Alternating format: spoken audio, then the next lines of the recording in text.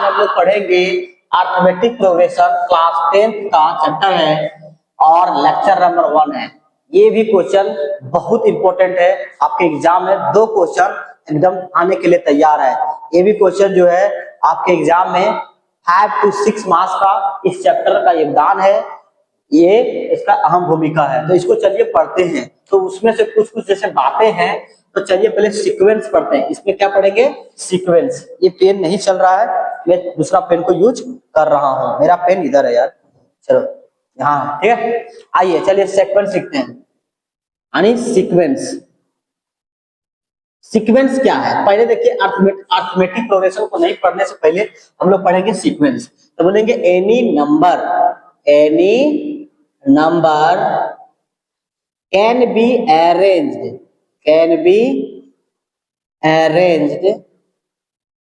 in definite order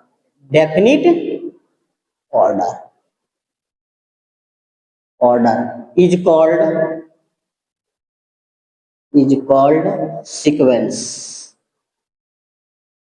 is called क्या होगा? Sequence. Any number can be arrange in definite order, मतलब एक rule and regulation के साथ कोई नंबर को अरेंजमेंट करना ही क्या कहलाएगा? सीक्वेंस कहलाएगा। जैसे एग्जांपल्स, फॉर एग्जांपल्स आपके बुक में दिया हुआ है, मैं उसी के ऊपर थोड़ा बहुत कुछ लूंगा, लेकिन उससे पहले मैं लेता हूँ कुछ और। यहाँ मान लो कि आपके पास 1 है, यहाँ 2 है, यहाँ 3 है, यहाँ 4 है, यहाँ 5 है, यहाँ 6 है, और इस तरह से डॉटेड जा रहा है। तो इसमें तो आपको कुछ दिख रहा होगा कि भैया ये जो नंबर का जो अरेंजमेंट किया गया है ना, वो बहुत ही खूबसूरत से किया गया है। यहाँ जो है, यहाँ का जो डिफरेंस है, मतलब एक 1 ऐड किया गया है। क्या किया गया है? 1 ऐड किया गया है, ठीक है। तो ये आपको खूबसूरती दिख रहा है कि नहीं? तो इसको मैंने अभी कुछ नहीं कर रहा हूं, ये सीक्वेंस है। मैं ये कर रहा हूं तो ये सीक्वेंस है। एग्जांपल नंबर जो 2 आपका जैसे देखते हैं, इसमें लो कि यहाँ 2 है, फिर देखते हैं यहाँ पे क्या 4 है, और यहाँ कितना है? फिर 8 है, फिर क्या दिख रहा हूँ? यहाँ 16 है, यहाँ फिर क्या है? 32 है। इस तरह से जो नंबर आपको कहीं दिख रहा है, यानी दिख रहा है कि भाई यहाँ मल्टीपल 2 है। क्या है रे भाई मेरे दोस्त? यहाँ क्या है? 2 का मल्टीपल है मेरे भाई। चलो यहाँ देख रहा है, तो यहाँ कुछ आपको डेफिनेट ऑर्डर अरेंजमेंट किया गया है कोई नंबर को, ठीक है। एक डेफिनेट ऑर्डर में किया गया है, मतलब प्लस नहीं, ये मल्टीप्लाई है यार, है ना। यहाँ मल्टीप्लाई किया, मतलब ये कोई नंबर का अरेंजमेंट है, लेकिन डेफिनेट ऑर्डर में किया गया है। थर्ड जो है देखो आपके पास है, यहाँ 100 है, यहाँ 95 है, यहाँ आपके पास 90 है, यहाँ 90 है, और 90 है प्लस 2 का है। तो यहाँ कोई डेफिनेट ऑर्डर में दिख नहीं रहा है, तो इसको नहीं सीक्वेंस कहेंगे, मतलब ये सीक्वेंस आपका नहीं है, ये सीक्वेंस है। ये क्या है? सीक्वेंस है। ये क्या है? आपका सीक्वेंस है। अच्छा, फिफ्थ एग्जांपल देखें। यानी 1 का स्क्वायर, यहाँ 2 का स्क्वायर, यहाँ कितना हुआ? 3 का स्क्वायर, यहाँ कितना हुआ? 4 का स्क्वायर, यहाँ 5 का स्क्वायर। यहाँ भी कुछ सीक्वेंस दिख रहा है, तो इसको सीक्वेंस कहेंगे। मतलब कि भैया कोई नंबर का क्या है? आपका स्क्वायर है। तो ये आपका हुआ सीक्वेंस। सीक्वेंस मतलब समझ आया? अच्छा, एपी क्या होता है? एपी का डिफिनेशन यही मैं लिखता हूँ। एपी मतलब होता है अर्थमेटिक प्रोग्रेशन। इसे क्या बोलते हैं? Arithmetic progression. यहाँ बोलता है कि एनी सीक्वेंस, कोई भी सीक्वेंस हो आपके पास, क्या हो आपके पास? कोई भी sequence of a number, sequence of a number in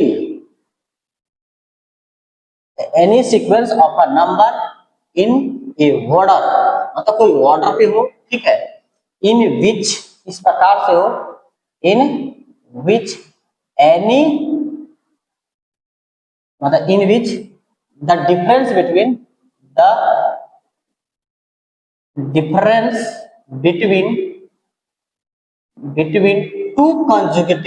to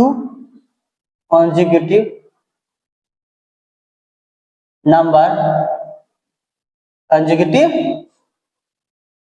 number is constant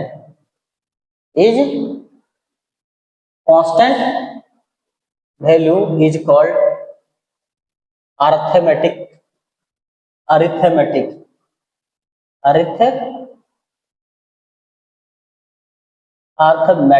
progression। भैया मतलब कोई भी सीक्वेंस हो, कोई सीक्वेंस नंबर का, कोई भी सीक्वेंस जो कोई भी ऑर्डर पे हो, लेकिन difference between the two consecutive number is constant value is called arithmetic progression. मान लो जैसे एक एग्जांपल देते हैं, जैसे मान लो कि मेरे पास एक एपी है, मतलब यहाँ ए है, यहाँ ए प्लस डी में कर रहा हूँ, मतलब यहाँ प्लस प्लस डी कर रहा हूँ, यहाँ क्या कर रहा हूँ प्लस डी, ये फिफ्थ हो गया, ये सिक्स हो गया, ठीक है। ए और यहाँ क्या होगा ए प्लस, यहाँ फिर से डी ऐड कर दूंगा यार, तो कितना होगा ए प्लस डी और फिर डी, तो डी और डी कितना हो जाएगा 2d, अरे 2d हो गया। यहाँ कितना होगा ए प्लस फिर से डी ऐड कर दूंगा तो 2d और प्लस डी कितना हो जाएगा 3d हो जाएगा। अरे ये तो रहेगा यार, फिर इस तरह से जाएगा। तो कहने का मतलब यहाँ जो डिफरेंस है, मान लो अगला में से पिछला घटाऊं, जैसे मान लो ये, जैसे इसको लिखता हूँ, इसको हटा लेता हूँ, ठीक है, ये आप नोट समझ लीजिएगा। यहाँ मान लो इसको a1 है, ये वाला a1 है, ये आपका क्या है a2 है, ये कितना है a3 है, ये कितना आपके पास a4 है। मैं अगर डिफरेंस अगला में से पिछला a2 minus a1 is equal to क्या होगा a प्लस डी, मतलब ये हुआ और माइनस ए, यानी ए से ये कटेगा, बचेगा कौन डी, मतलब हर जगह इक्वल आना चाहिए, यानी a3 माइनस अगला में से पिछला घटाना पड़ेगा a2, यानी कितना होगा a प्लस यहाँ 2d और माइनस यहाँ a प्लस डी आएगा। इसको सॉल्व करोगे तो कितना आएगा a प्लस 2d माइनस यहाँ a माइनस डी, ठीक है, ऐसे ठीक है। आपके पास देखो है ना, ये हो गया, यानी डी आपके पास क्या आएगा, ए कट गया और डी 2d में से डी गया, यानी कितना बचेगा डी, यानी डी डी आ रहा है। यहाँ भी देख सकते हैं कि a4 माइनस a3, यानी कितना होगा a plus 3d minus a plus 2d, ठीक है। अगर सॉल्व किया जाए तो a plus 3d minus a और माइनस 2d आएगा, यानी a से a कट जाएगा और 3d में से 2d गया था, डी बचेगा। मतलब हर जगह पे क्या आ गया, कॉमन डिफरेंस सेम आ गया, इसको बोलते हैं डिफरेंस। मतलब अगला में से पिछला, यानी सेकेंड टर्म में से फर्स्ट टर्म, थर्ड टर्म में से सेकेंड टर्म, मतलब conjugative, any conjugative number, the difference of any conjugative number is always constant, is called arithmetic progression. मतलब ये सीक्वेंस आपका अरिथमेटिक प्रोग्रेशन। यहाँ देखो तो 2 में से 1 गया, कितना बचेगा 1 बचेगा, 3 में से 2 गया 1 बचेगा, 4 में से 3 गया 1 बचेगा, 4 में से 5 में से 4 गया 1 बचेगा। तो ये सीक्वेंस आपका एपी में होगा, क्या होगा एपी में होगा, ठीक है। अच्छा ये क्या एपी में है, एपी पे नहीं है, क्योंकि ये मल्टीप्लाई है, मल्टीप्लाई नहीं होना चाहिए, केवल एडिशन और सब्ट्रैक्शन हो। यहाँ देखो डिफरेंस है, 4 में से 2 गया तो 2 बचा, और 8 में से 4 गया तो 4 बच गया, तो ये तो नहीं होगा यार, मतलब यहाँ नहीं आया, तो एपी में नहीं है, ये एपी में नहीं है, ठीक है। अच्छा ये क्या एपी में है, आगे में से पीछे घटाएंगे तो 95 में से 100 जाएगा, कितना बचेगा -5 बचेगा, 90 में से 95 जाएगा, कितना बचेगा 5 बचेगा, -5 बचेगा, मतलब समय कितना आएगा -5, मतलब ये एपी में है, ठीक है, ये है। अच्छा ये क्या है 3 4 6, यहाँ तो अलग अलग नंबर डिफरेंट में है ना, तो ये भी एपी में नहीं है, ठीक है। अभी मैं आपको पूरा क्लियरेंस करता हूँ, ठीक है, आपको बुक से लेकर। यहाँ देखो यहाँ 1 है, यहाँ 4 है, यहाँ 9 है, यहाँ 4 में से 1 गया, कितना जगह 3 और 9 में से 4 गया, कितना जगह 5, तो ये भी एपी में नहीं है, एपी में ये भी नहीं है, ठीक है। चलिए और देखते हैं कुछ एग्जांपल्स, कौन सा एपी में, कौन सा एपी में नहीं है। इतना जानिए कि एपी क्या होता है, सीक्वेंस क्या होता है। सीक्वेंस ये होता है कि कोई भी नंबर को कोई किसी तरह से एक डेफिनिट ऑर्डर पे अरेंजमेंट करना सीक्वेंस कहलाता है। वही एपी क्या कहलाता है, आपका कोई डिफरेंस बिटवीन टू, मतलब difference between any two conjugative, यहाँ लिख दिए एनी, यहाँ लिख दो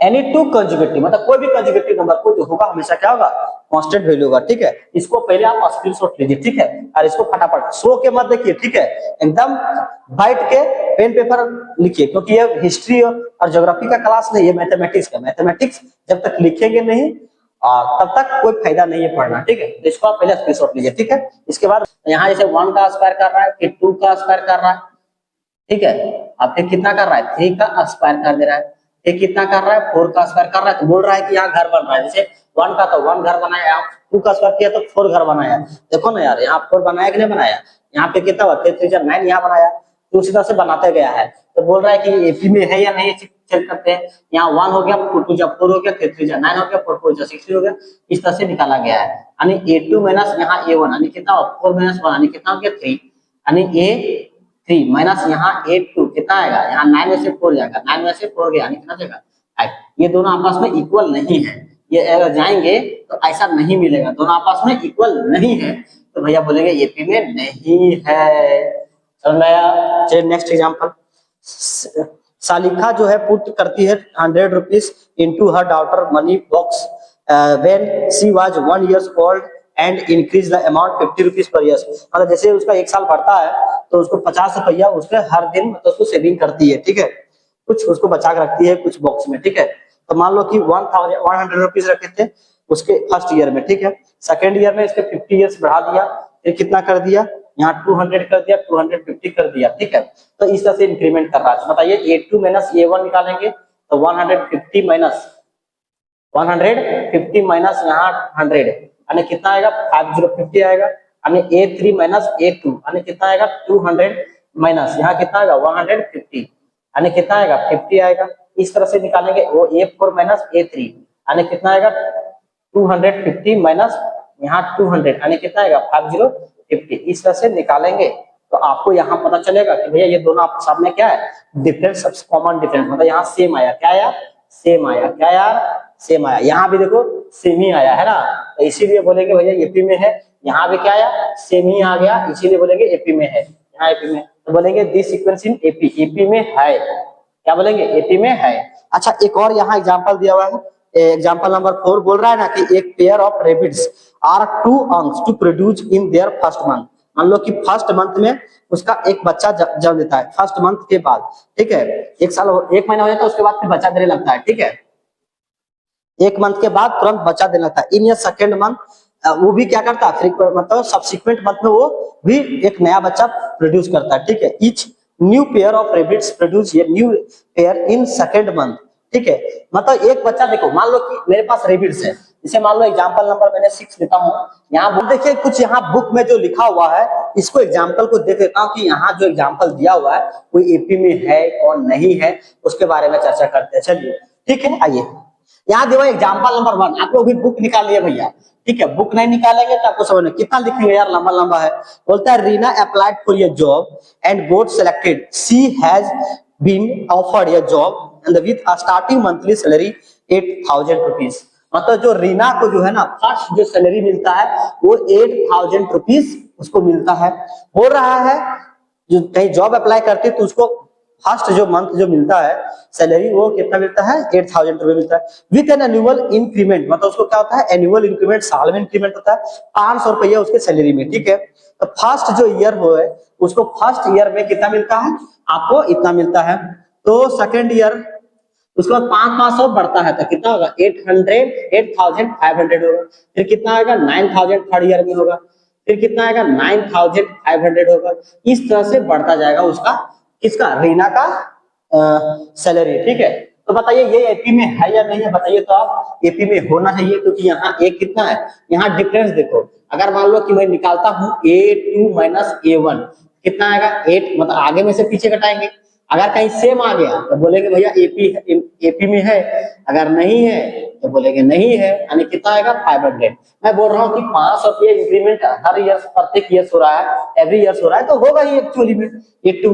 मान लो कि A3 माइनस A2 करेंगे कितना आएगा 9000 माइनस 8500 इज इक्वल टू कितना आएगा 500, यानी क्या होगा A4 माइनस A3 अगर करेंगे कितना आएगा 9500 माइनस 9000 यानी कितना आ जाएगा 500 का ये आएगा, ठीक है। इस तरह से आप निकालते जाएंगे, ठीक है, वही सेम आएगा तो बोलेंगे ये भैया एपी में है। एग्जांपल नंबर आपका 1 खत्म हुआ, ठीक है। एग्जाम देखिए यहाँ 2 एग्जांपल देखिए क्या बोलता है, the length of the rungs of a ladder decreases. इस तरह से जो है एक आपका लैडर रखा हुआ है और इस तरह से अरेंजमेंट, मतलब आपको देखिए बुक में फिगर 5.1 में दिया हुआ है, कुछ इस प्रकार से मतलब डिक्रीज हो रहा है। 45 है, फिर कितना हो रहा है 43 है, फिर कितना हो रहा है 41 है, फिर कितना है 39 है, फिर 37 है, फिर 35 है, इस तरह से कुछ जा रहा है, ठीक है। मतलब कहने का मतलब है कि ये भैया कितना है 45 है, यानी कितना हुआ ये मान लो कि यहाँ A1 है, यानी यहाँ का A2 माइनस A1 करेंगे कितना आएगा 43 माइनस 45 आएगा, कितना आएगा यार, यहाँ आएगा 43 में से 45 जाएगा तो -2 आएगा। अच्छा A3 माइनस A2 आएगा कितना आएगा, यहाँ 41 माइनस 43 कितना आएगा -2 आएगा। A4 माइनस यहाँ A3 यानी 4 में से कितना आएगा 39 माइनस 41 यानी कितना आएगा -2 आएगा। इस तरह से देखो सेम ही आएगा, आप देखो निकाल के, तो ये भी भैया एपी में है, मतलब एपी में है, ये एपी में है, यस है, ये भी है, ये भी एपी में है, क्योंकि यहाँ पे डिफरेंस हो रहा है, इसको आगे जाके पढ़ेंगे लेकिन हम लोगों को अभी ये सीखना है कि कौन सा एपी में है, कौन सा एपी में नहीं है। तो मैं वही सिखा रहा हूँ कि यहाँ भैया एपी में है, मतलब डिफरेंस से होना चाहिए, ठीक है। आपका देखिए थर्ड एग्जांपल जो यहाँ दिया बुक में आपकी किताब में, बोलता है in your saving scheme the number becomes 5/4 times of itself every 3 years।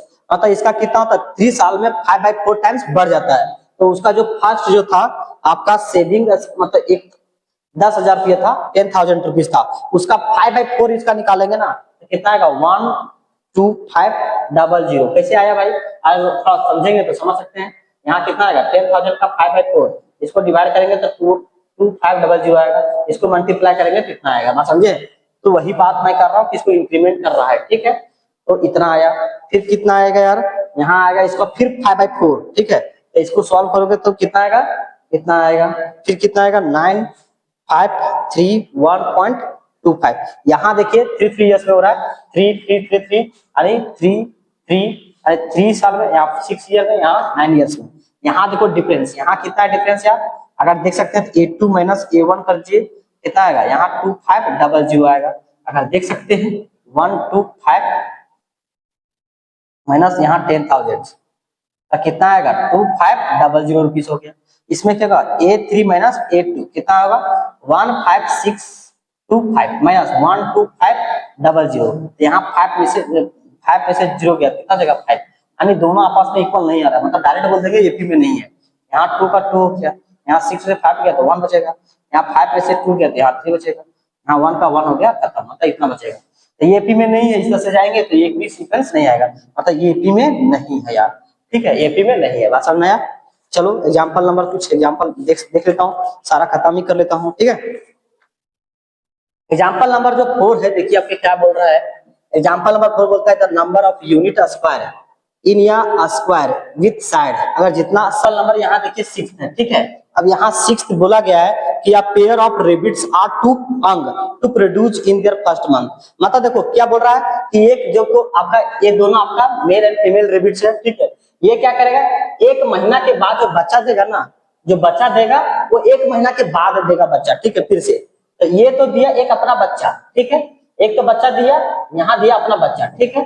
चलो अब इसका 1 महीना के बाद क्या होगा, फिर से एक बच्चा होगा, है कि नहीं, एक होगा, और ये फिर से बच्चा देगा, एक तो इसका होगा, एक खुद यहाँ ये है, ये तो एक ही महीने में ये दे दिया पहले बच्चा, उसके बाद एक बच्चा दिया, अब फिर एक यही वाला है आ गया यहाँ, ठीक है, एक यही है। अब समझिए ये वाला क्या गया, ये यहाँ हो गया, 1 महीना तो बच्चा देगा, 1 महीना ये बच्चा दिया, ठीक है। जैसे देखो ये वाला यहाँ से, ठीक है, थोड़ा समझने वाली बात है, और इसको गौर से समझिएगा, ये क्या करना चाह रहा है। एक रैबिट से इसका एक बच्चा हुआ, ठीक है, एक बच्चा हुआ, एक पहले दे दिया बच्चा, ठीक। उसके बाद ये देखो ये हो गया, अभी तो ये क्या करेगा, तुरंत 1 महीना के बाद ही देगा, तो 1 महीना में यहाँ एक बच्चा देगा, और एक जो यहाँ आया था वो खुद यहाँ है, ठीक है। उसके बाद ये हो गया, अब ये का बच्चा जो है 1 महीना बाद फिर देगा बच्चा, अब बच्चा दे दिया ये, ठीक है। और ये जो बच्चा ये तो ये फिर क्या करेगा, एक फिर बच्चा देगा और एक खुद अपने आप है कि नहीं। और ऐसा जान लो कि ये रेबिट्स मर नहीं रहा है, ठीक है। और ये बच्चा देखो फिर से यहाँ क्या होगा, ये एक तीसरा 3rd मंथ में हो गया, मतलब ये 3rd मंथ में, ठीक है, और 3 बार दिया मंथ, मतलब 3rd मंथ में हो गया, मतलब कहने मतलब फिर देखो ये क्या करेगा, ये बच्चा देगा और ये अपना खुद है, आप फिर क्या करेगा, देगा बच्चा, और ये देखो ये क्या करेगा, फिर बच्चा देगा और ये खुद का है, ये क्या करेगा, ये क्या करेगा, फिर देगा अपना बच्चा, नहीं एक अपना देगा, तो एक पहले अपना बच्चा अपना दिया, एक अपना बच्चा हो गया, ये अपने खुद का होगा, पहले अपने खुद का, ये अपने खुद का, फिर तो उसके बाद बच्चा, ठीक है। इस तरह से समझिए, इसको फिर से समझिएगा, मैं यहाँ देखो फिर से बता रहा हूँ।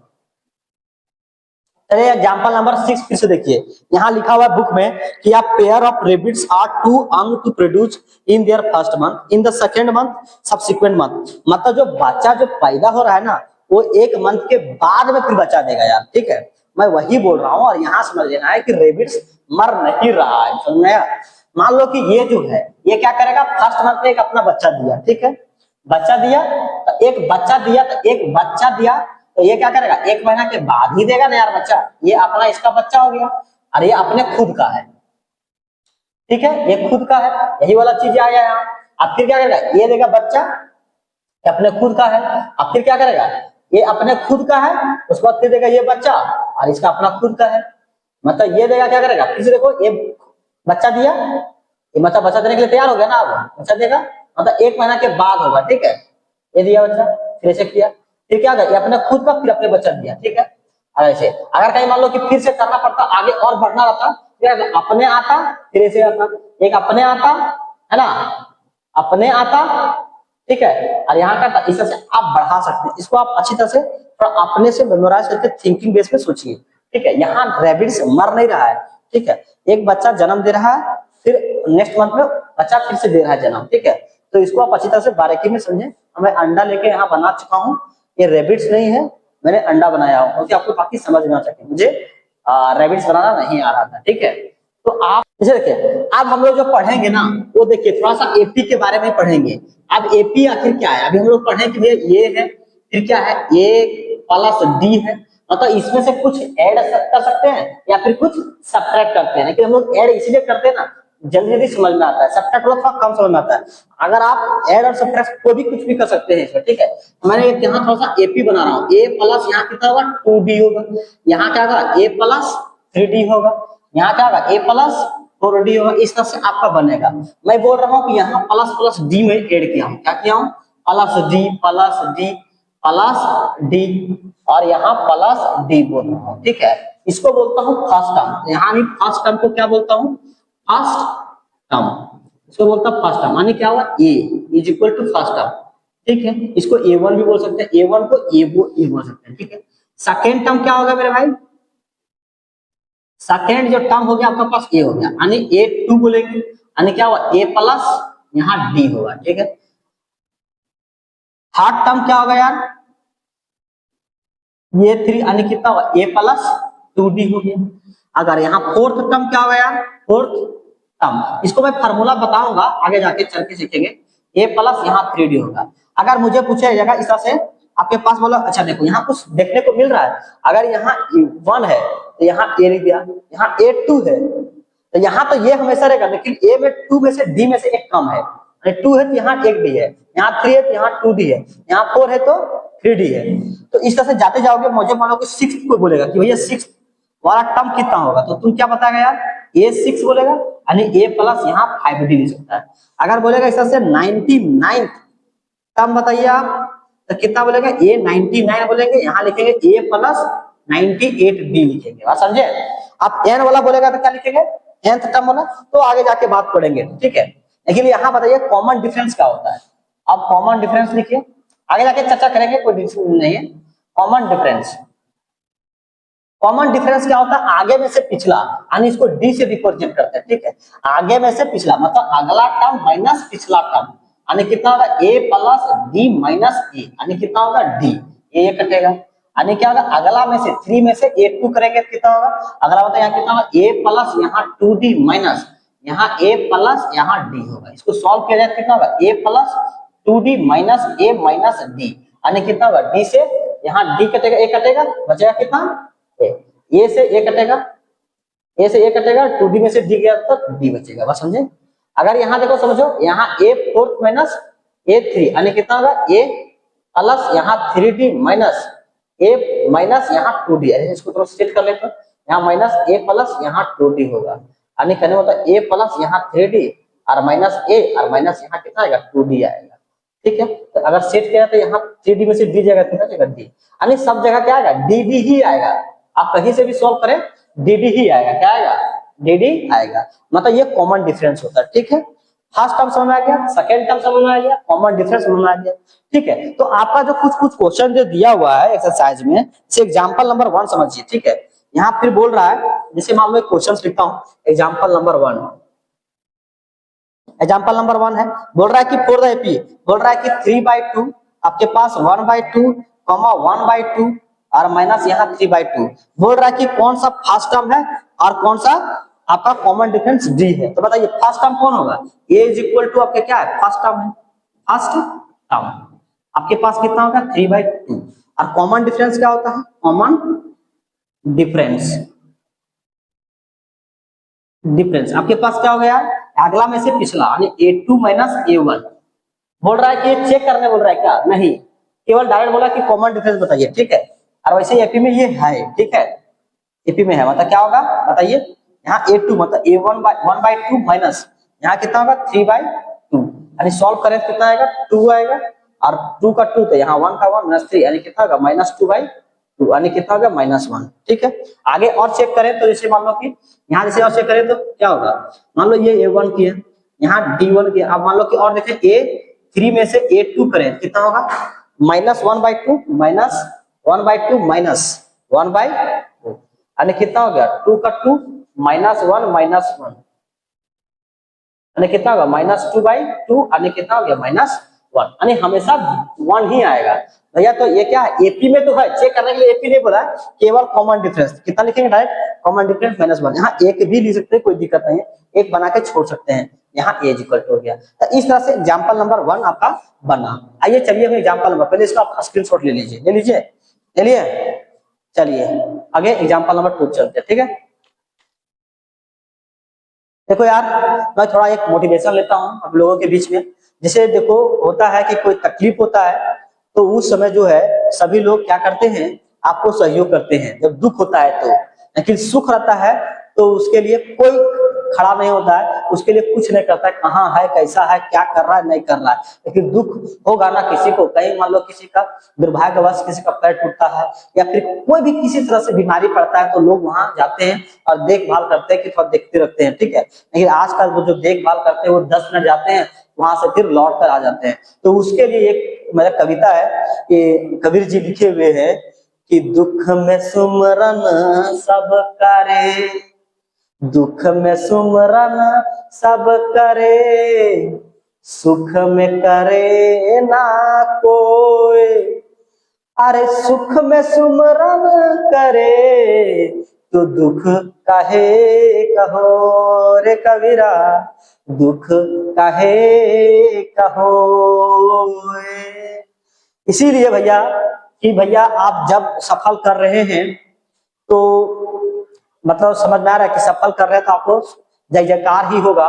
अगर आप दुख में हैं तो बहुत आपको तपस्या ही होगा। उस समय आप लोगों को उसमें कोई वैल्यू ही नहीं देगा।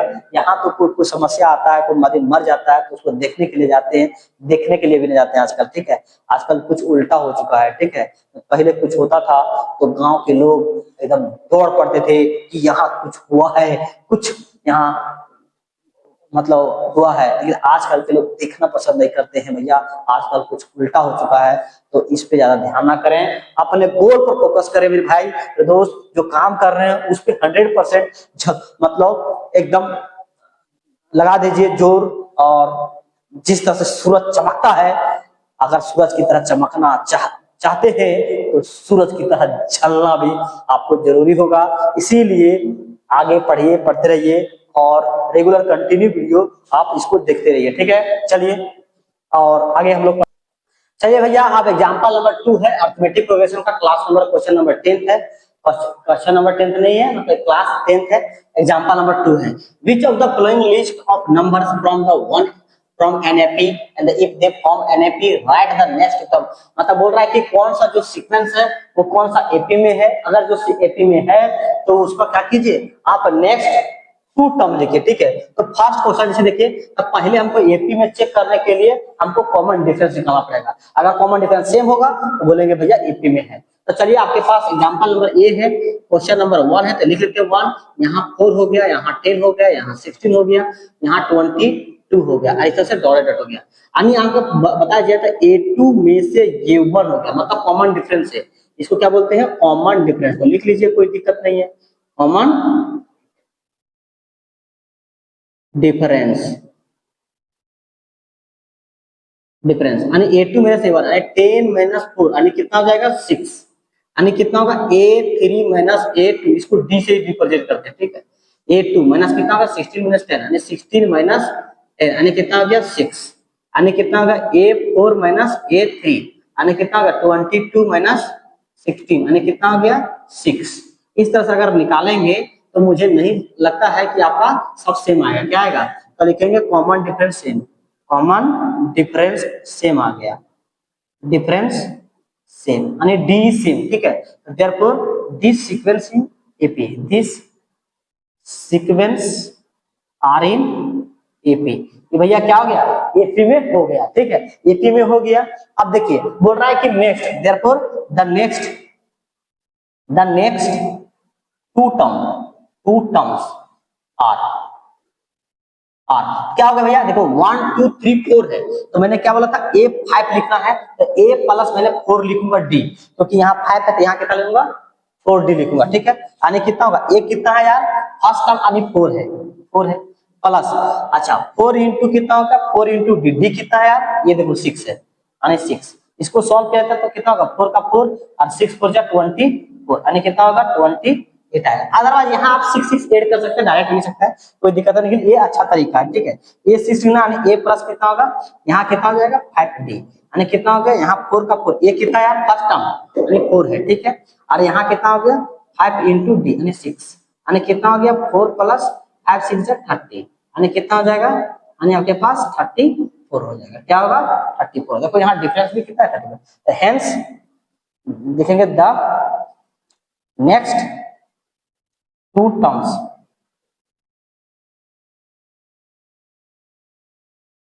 are 28 and 34।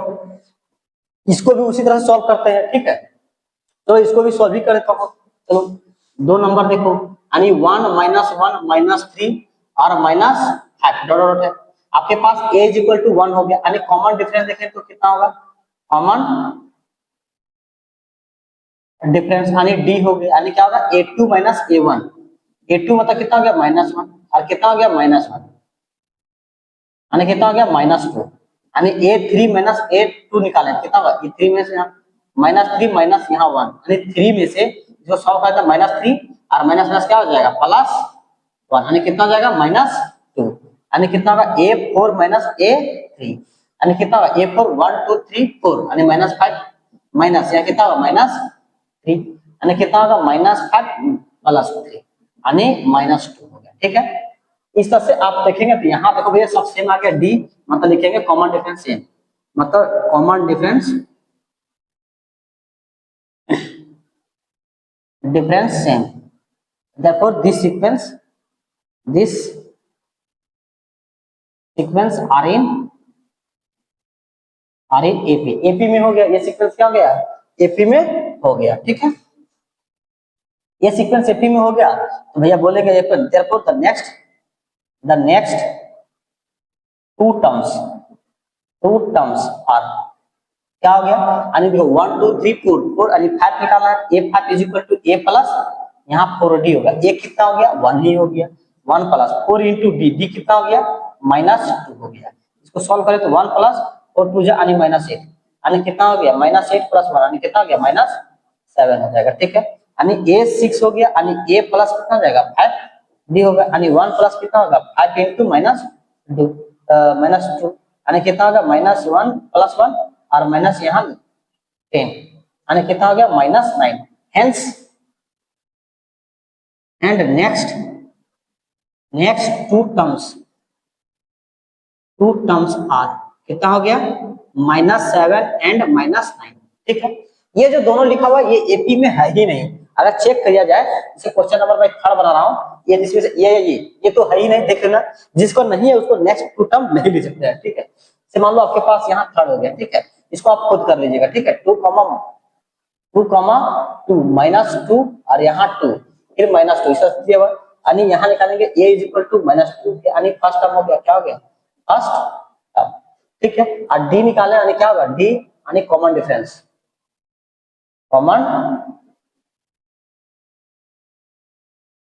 यानी क्या होगा a2 माइनस यहाँ a1, a2 मतलब कितना हो गया 2 माइनस यहाँ -2, यानी कितना होगा, अरे भैया यहाँ माइनस लिखा, ये -2 अपने से हटाए कितना हो गया 4, अरे यहाँ 3 माइनस यहाँ 8 2 निकाले कितना है यार, देखो यहाँ -2 3 हो गया ना, और फिर यहाँ कितना हो गया -2, यानी कितना आएगा -4, यहाँ कितना आया 4 आया, यहाँ -4 आया, नॉट सेम, तो बोलेंगे दिस